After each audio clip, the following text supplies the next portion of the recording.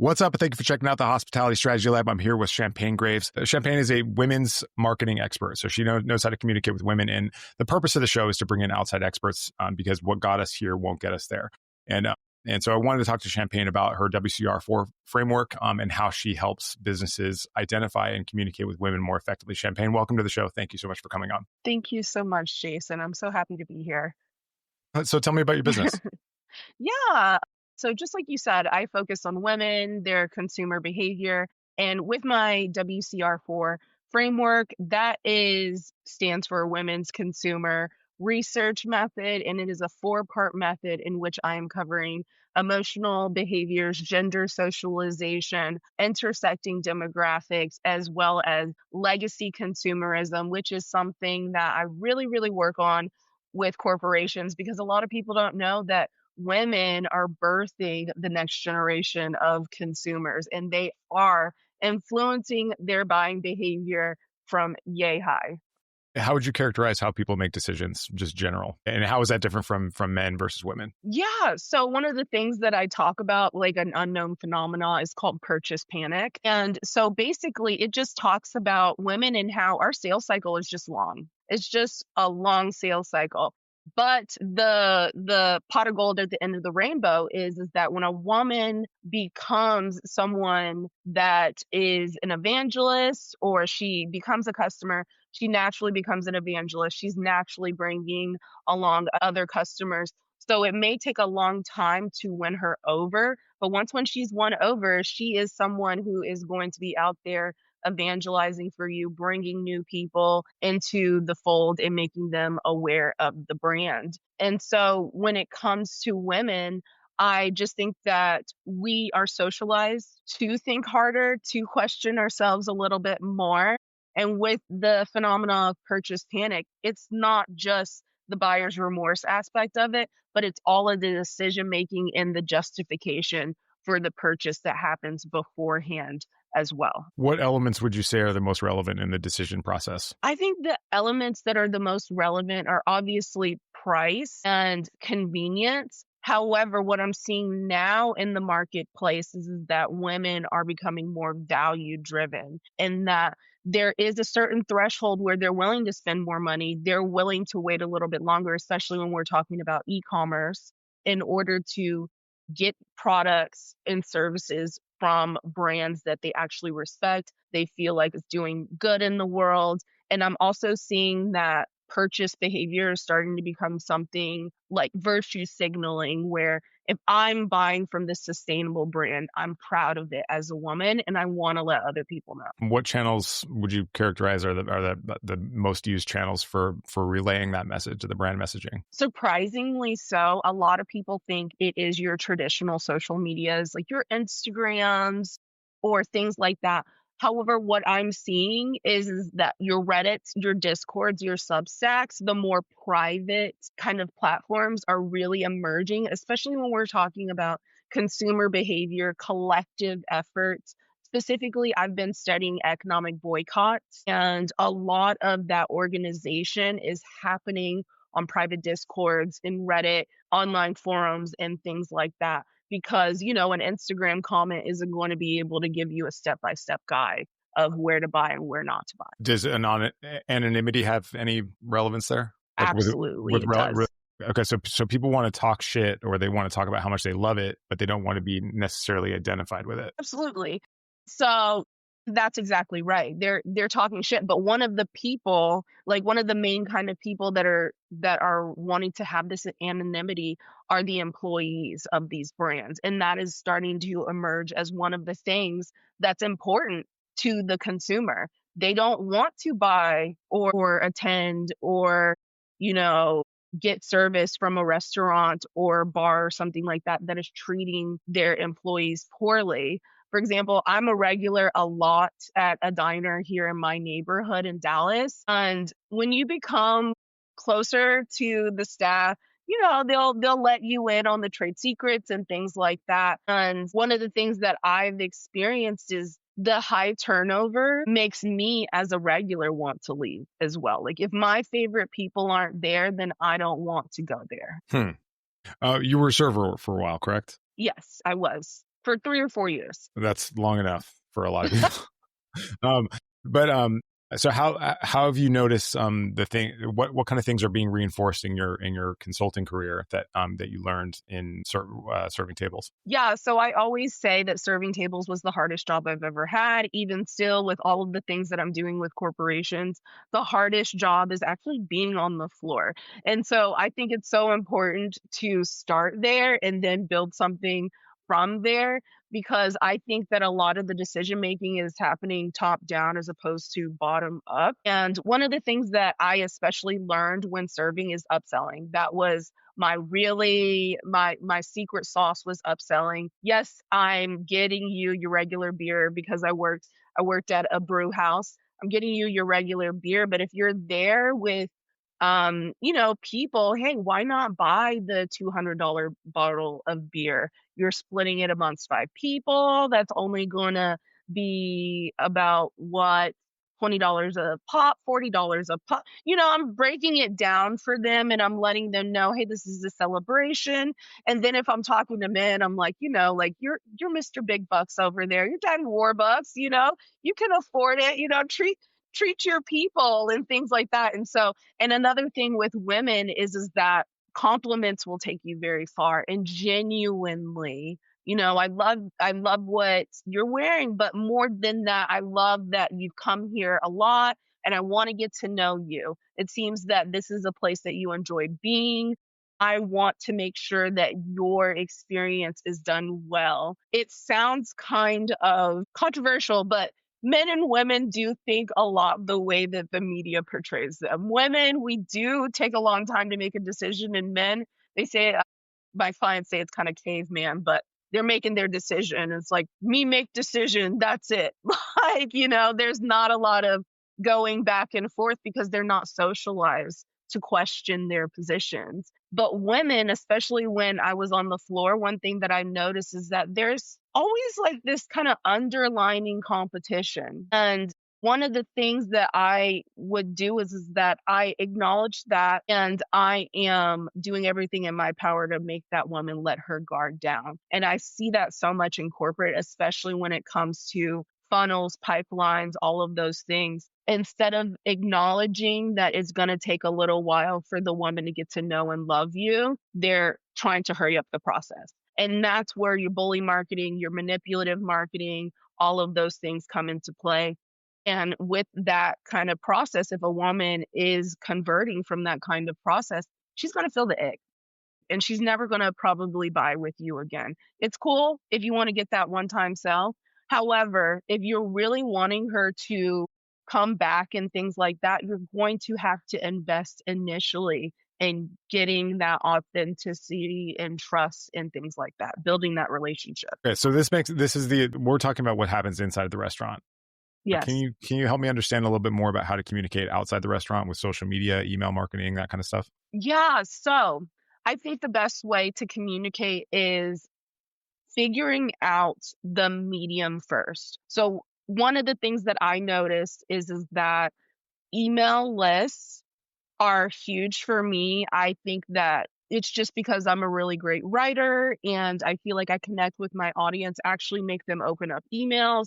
I have about a 56% open rate, which is a lot higher than Astonishing. than the Like national. 20% is average, and Yes, below that, your exactly. subject line sucks. Yeah. Yes, and honestly, the subject lines are great, but it's the stories inside. I'm a storyteller. And so one of the things that I don't see happening a lot is stories. And even in my training, I do a lot based off of stories. Also don't see the vulnerability there. The people are not living what they're teaching. And so especially when I'm dealing with stakeholders, they haven't been on the floor of restaurants. They haven't probably, had those customer facing roles. And so they're more concerned with making sure that the stakeholders are satisfied. But when we're communicating with women, whether it's social media or something like that, I always find that the best communication is when I'm asking her to do something. It's like an exchange almost. Even if I'm doing an email list, reply back to my email. And not just about a sale, reply back to my email and let me know, did you enjoy the story? Was that something that you enjoyed? Like, do you actually like opening up my emails? I love that. And I've gotten that so much. And I really respect the process of getting women to know, like, trust me. Because when that happens, women are just like, I'll throw my money at you, girl, because I like you, I know you, I trust you. And so when it comes to communication, storytelling, authenticity, vulnerability, living what you speak. When I'm particularly interested in email marketing just because I've seen when it works, it really works.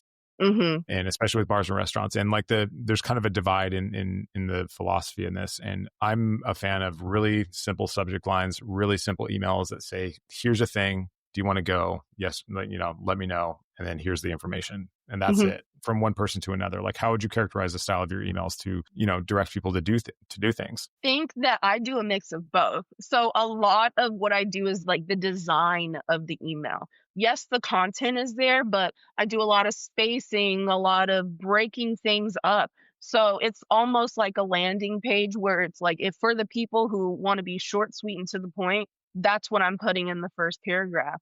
But if you want to read more, if you want a story, if you want social proof, things like that, that's also included in the email. So all of my emails kind of read like landing pages, read like sales pages, because I understand with women, there's like a mixed bag, especially when I'm thinking about sending out my general emails and I'm not segmenting. I really, really focus on the email design, the differences of headlines based off of segmentation. But I also think that there's something so important in community building with having a general email list that you send out to every one of your subscribers. But the design needs to be on point. I don't think a lot of people use enough space. I don't think a lot of people section off their emails enough. People want more pictures, they want more videos. One thing that I'm also finding that's pretty cool that I've seen is audio emails. And so people can kind of listen to your email like a podcast. The video is great, but they still have to sit down at their phone and listen, right? Or look. But if you set up your email like a podcast and someone gets to listen to the whole thing, it is so transformational.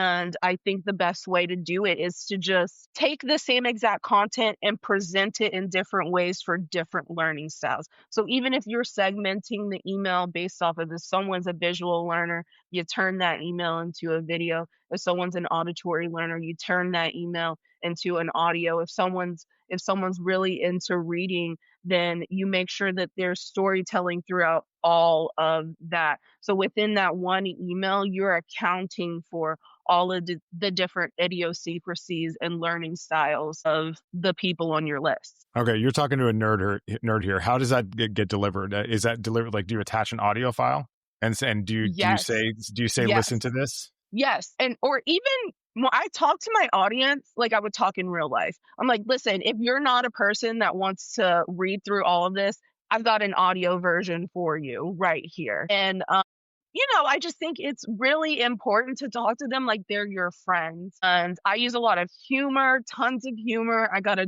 humor personality. And so, and also I'm a military brat. So, I curse like a sailor. It's not too much, but, just enough to sprinkle to let people know it's me writing this. It's not chat. It's not my assistant. It's me writing this and it's me connecting with you, me letting you know about really exciting things because yeah, just like you said, you're a nerd about these things, right? I'm talking to nerds too, and like they want to hear about these things. They want to know it as well. And so I agree. I love it when I get to nerd out in my emails and all of those things. But I think more than anything, the design aspect of it and just accounting for different learning styles is so cool. And then you get to see how people really react to those things. And they Okay, and we're back. You're back. In case you missed it, we're here with Shampaigne Graves. She's a women's marketing expert. She helps us communicate to the psychology of women. And we were talking about emails before. Champagne was telling us about how she does these like beautiful formatted emails. And my big takeaway from that was how she leaves audio messages inside the emails, which I think is brilliant because that's part of the reason I have a podcast, is because a voice in your head is quite different than text on a page. One of the things that you were talking about is that most people have your short, sweet, and to the point kind of email. And my emails read like a landing page, in that I do have that short, sweet, to the point kind of thing for the people who do want it. However, when I am looking to make sure that I'm accommodating everyone, I will present the emails in different ways. For example, for people that are visual learners, I will give them a video. For people who are kind of reading on the go, I'll give it to them audible style. And so, more than anything, storytelling is something that is very important to my subscribers. And I think that everyone should be using storytelling and using the medium that they feel like gets them the furthest. For example, your podcast. I have seen people who are podcasters who will insert an audio clip into their emails, and so that people can listen from there. Kind of just how you do everything in little bites of content. I really find that to be super helpful for emails. I am 100% going to start doing that from now on, by the way. Thank you. Good. Good. You It seems should. like a no-brainer. Seems like a really obvious thing to do. All right, so we talked about like how you do direct email to get people outside of the blank. How would you approach there are major revenue drivers and major decision trees, like well understood decision trees, like reviews. You talked about social proof a little bit. You want to expand about that as far as how that impacts the female psychology? Yes. So specifically when it comes to women, videos, when it comes to social proof, are everything, because they need to see who that woman is. They need to hear her voice. They need to be able to see her cadence. And so I think if anyone can manage to get a video review over a written review, that is gold. And it is something that not only I see adhering or making women consumers convert more, I also see that in males as well, because yes, I do focus on women. However, I've sold to a man or two. So one thing that I know is that when it comes to that social proof, it is best when people can see and hear from that person. That's really interesting. There are a ton of tools available for that, but I mean, for bars and restaurants, from a search discovery standpoint, it's like typically like people are like they're looking on their maps, like what am I supposed to do? Like number one is obviously word of mouth, and you're saying that word of Mhm. mouth is generated over a longer period of time for women than it is for men, but Absolutely. they're more emphatic with their recommendations if they have fully bought in. Absolutely. Um, How does this connect with storytelling, and how does a bar owner start communicating that story more effectively? One of the things that I especially see work well in hospitality and food and beverage is to highlight the stories of the customers. So get those regulars in front of the camera. I love to hear the story, especially of an original concept restaurant. I love to hear the story of the chef, as well as what their journey was looking like to get to where they're at. The restaurants that I love the most, I have shaken the hand of the chef. There's that community aspect that is happening that's so important. It sounds a little cliche, but the only time in the workplace where I think it is important to be treated like family and have a family atmosphere is in restaurants and bars, because when that happens, especially for women customers, they feel like it's a lifestyle that they're building around it, right? For example, I have my favorite brunch place. We build a lifestyle around it. I'm a part of a country club. We've built a lifestyle around the restaurants and bars inside of the club. And so, and not only is it my lifestyle, it's my husband's lifestyle. Whenever I want to go out with friends or go to a lunch or something like that, I'm going to the club, I'm going to the restaurants that I usually go to. And not only are have they become my favorite restaurants, they've become my friends' favorite restaurants as well, which is, it's really cool too for me as a consumer, as a person reviewing, because it kind of confirms that, yes, this is as great of a concept, this is as great of quality as I think it is. And it's great to have that confirmation. Okay, how would you characterize the conversation that's happening in a guest's mind and when they're deciding to on a new place? Like, this is like setting aside word of mouth. They're like, I'm around, I'm looking for a place to go. What how does that decision process work? A lot of that is based off of the popularity concept. So, if you see a long line, most people are going to follow what the locals are doing. I think that when we're talking about new concepts, if it can be tied to a familiar concept, then I believe that restaurant or bar will go a lot further, which is why I see concept restaurants that are built upon a more established restaurants do a lot better than, a restaurant that was just built by someone who's new, hasn't necessarily been in the market or anything like that. However, if that person is new, they don't have any kind of roots or anything like that, then that's the opportunity for the owners, the stakeholders to endear themselves to that community. I think it should start with community. So wherever you're building, you need to have a stakehold in that community, whether it's on a political level or it's on a financial level where you're investing, you're going out and shaking hands. I live in a place where every single restaurant is an original concept. And I know the names, the faces. I've met all of the owners of the restaurants, and all of them started off as new concepts. And the way that they were able to stay in business here in our neighborhood is by getting to know the people in the neighborhood. So if you have a community stake, I think any restaurant like that will go far because the community will fight for them. Like, I will go to a restaurant that I'm not necessarily feeling right now just to keep them in business because I want them to stay in my neighborhood and I don't want a chain restaurant coming in. It sounds like you live in a very special place because like the national average is like 67% failure rate over a year, and then like 80% over a 5-year horizon. It's a ruthless and brutal business for most people unless you're like a chain or you have a very supportive community like apparently you do have, which is great. Maybe I should move there. Is that It's a Dallas in great general, place. or is that? I hear it is wonderful. No, So yeah, no, so it's Bishop Arts and it's great. It's great. okay, well, that's going to be what's the worst that could happen if you just started to just specifically market to women for your business? Nothing. Because women are the people that are deciding the restaurants to go to anyways. I am very interested in looking at things like Yelp reviews and things like that. And what I see is that even when I'm looking at Yelp reviews, the people that are willing to include that picture, the people that are willing to talk about the overall experience to truly expand and say something a little bit more than I really like the chicken fried steak is a woman.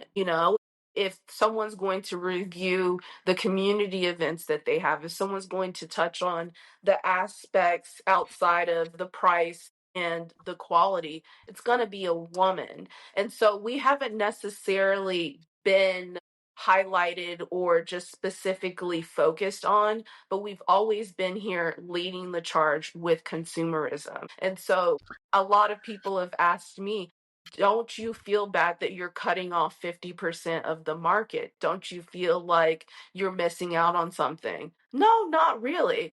Because women, we are leading the charge with consumerism, especially conscious consumerism. Just like I said, I'll go to a restaurant that I'm not feeling just to keep them in the neighborhood.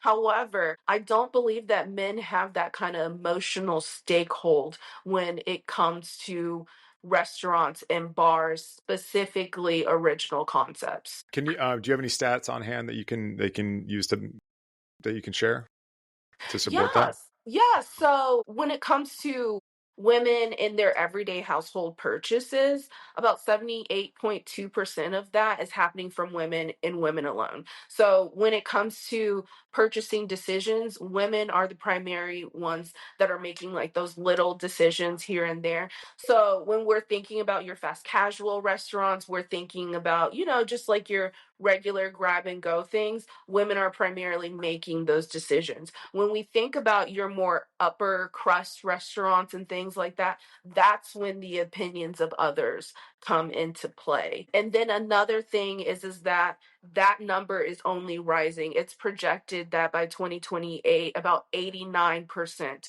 of those purchases will be made by the decision making of the woman in the household alone. And then we also think about the intersections of women and their lifestyles. Now, more women are buying houses, living child-free, childless, living unmarried. And so they don't necessarily need even the approval or the validation of a man, because a man may not even be in the household to help her make that decision.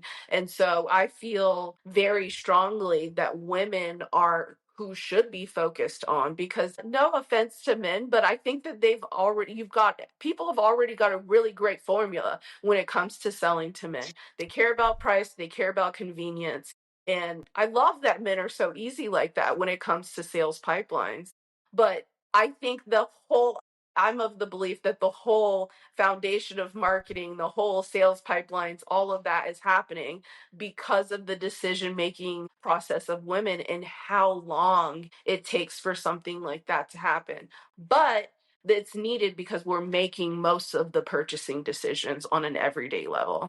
I'm totally convinced. I mean, I look at the reviews of my clients every single day, and I see them coming in, and it's mostly women. I don't have a specific thing about that, but somebody was telling me about. Do you work with CPG as well? CPG and services, or mostly bigger companies, mostly corporations?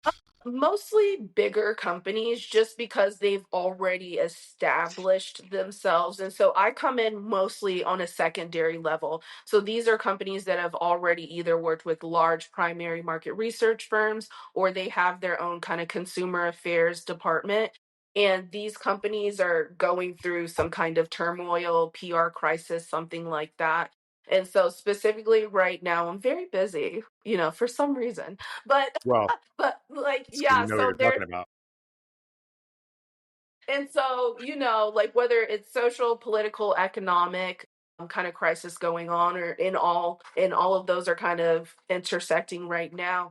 I'm helping these companies to figure out what exactly do these women want right now? How do they want you to respond? Sometimes they do want you to be silent. Sometimes they do want you to speak up. Sometimes it's different, but always having that continuous feedback loop is so, so important, especially during times like these, because most of what I've seen happen when it comes to the survival of these companies, it is all happening by word of mouth.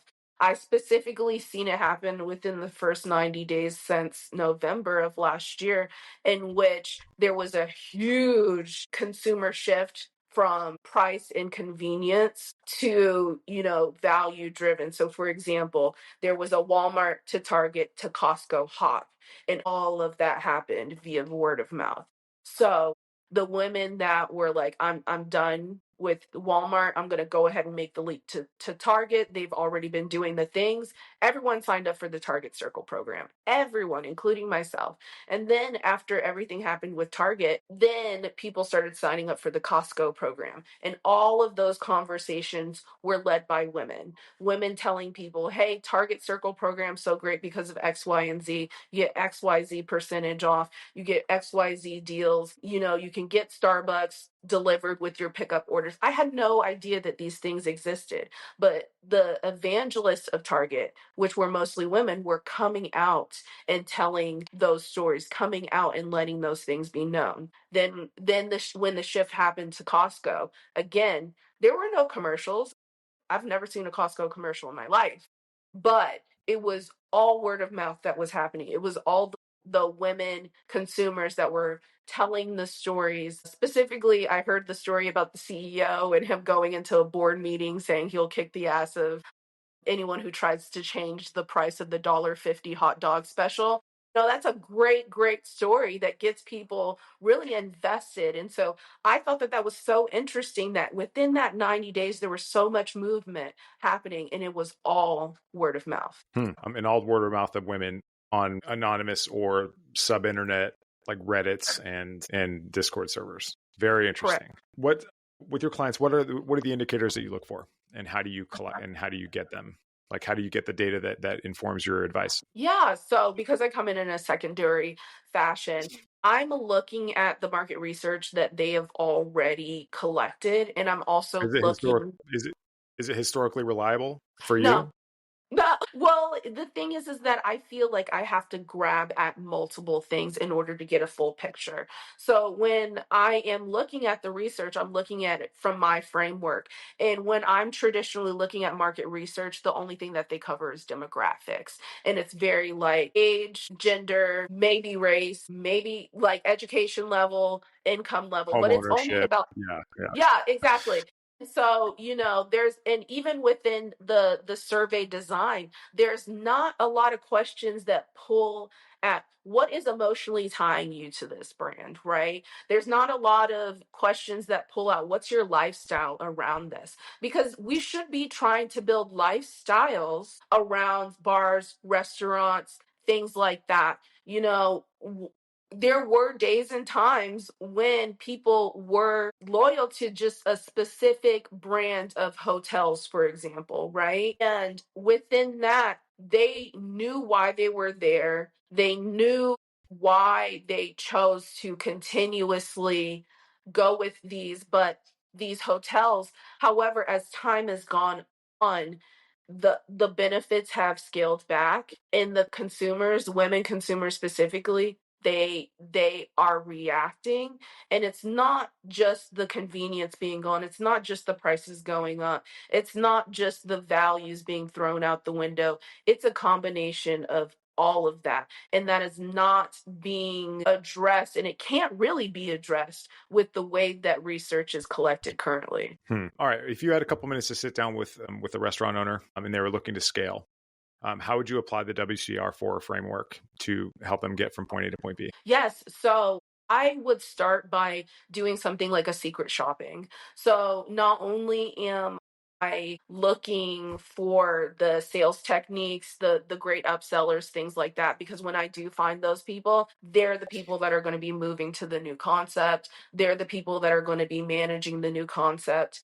I always feel like, or like they're going to be the people helping with scale. I feel like anybody that has been really with the company for a long time has a great handle on how to upsell, great handle on creating their own sales process and techniques. Those need to obviously be the people that are training the new people on the ground. And so from there, I'm also looking at the regulars, right? I'm talking to the regulars and I'm saying, hey, if this new concept is, let's say, 20 plus miles away from the current one, if what do you have anything in that area that you could do? Is there work there? Are there family friends there? Things like that. How would they feel about it? Do they feel like the quality would go down at the current location if they were to scale? All of these things need to be addressed before you scale for scaling's sake. And so, if you have a strong community with the first concept, then that community is actually willing to travel.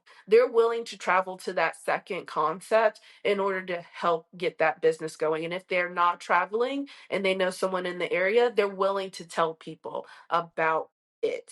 I've seen it happen with concepts in my own neighborhood that have, opened up two or three others in neighboring neighborhoods that were 20 plus miles away. If I'm traveling to Plano, for example, for the people who are Texas oriented, they know, and I'm here in Dallas, that's about 20, 35 miles. I'm stopping at my favorite restaurant that has a chain over there because I already know the quality that they're producing. So again, it goes right back to that community. It goes right back to those people becoming evangelists for you, because that word of mouth will precede you way more than any marketing campaign, any sales pipeline, any kind of Marcom system ever will.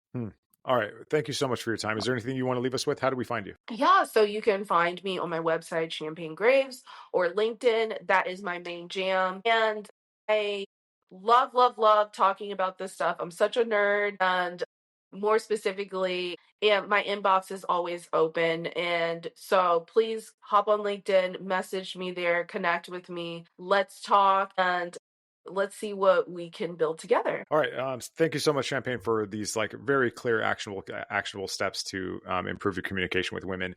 This has been the Hospitality Strategy Lab. If you haven't yet tried, got your free accelerator. It's a 14-day free trial on my software. I'd love to see you there as well. Champaigne Graves, thank you so much for coming on the Hospitality Strategy Lab, and I will see you soon. Thank you, Jason. And that's it.